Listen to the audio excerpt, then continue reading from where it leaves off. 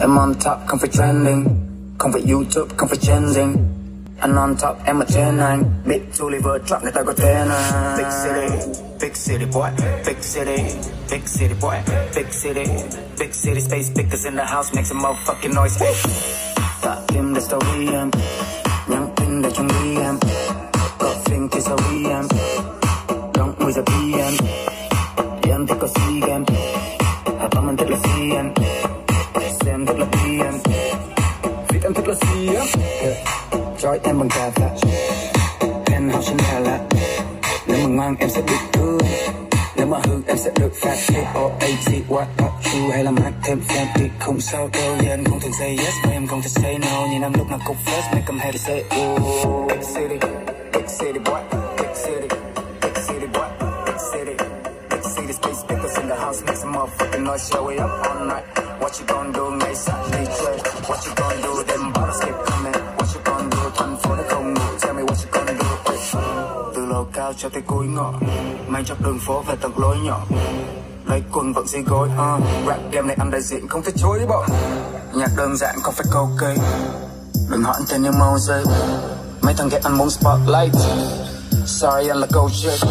Không lòng vòng anh như Hải Phòng, thích anh rồi phải không? Không cần vội em như Hà Nội, cần thêm thời gian em mới trải lòng. Cần em như anh Cần Thơ, thật ra anh chỉ muốn em gần hơn. Thật ra anh chỉ muốn ta tương tác, anh còn chưa ngủ em nói đừng mơ. Không chịu ngủ anh như sai con, thôi đi với bạn all night long. Nếu mà đó là dream move, anh có thể đặt cho anh cho em hài lòng.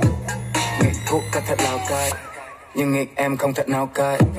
Trai hư anh không phải dị, nhưng trai tốt anh phải vào vai. Big city boy, big city, big city boy, big city space speakers in the house, make some motherfucking noise. Show it up all night, what you gonna do, ngày sáng đi chơi. What you gonna do, them bottles keep coming. What you gonna do,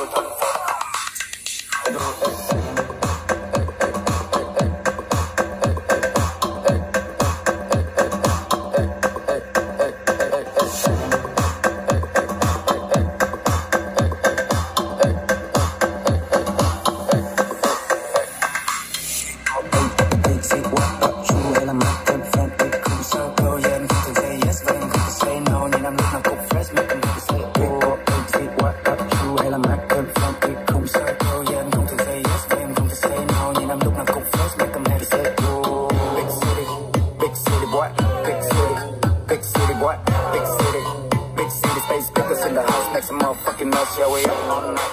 What you gonna do, ngày sáng đi chơi.